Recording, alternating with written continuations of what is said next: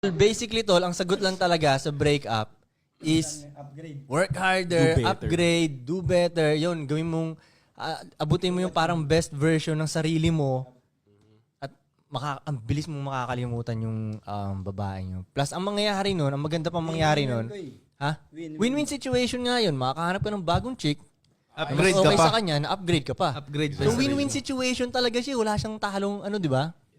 Ang magandang mangyari niyan, pag nakita ulit kayo ng ex mo, dapat ang masabi niya na, pala nagstay ako dito. Dapat sayang. That's sayang. Ganun. Hindi yung pag nakita ulit kayo ng ex nyo, ang iisipin niya, buti na lang. Buti na lang nakipag-break ako dito. Yun, doon mo malalaman kung tama ba yung ginawa mo after breakup eh. Kung na-upgrade ka ba.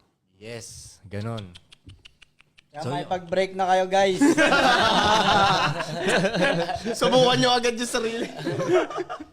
Ako, pag may nagtatanong talaga sa akin kung anong gagawin,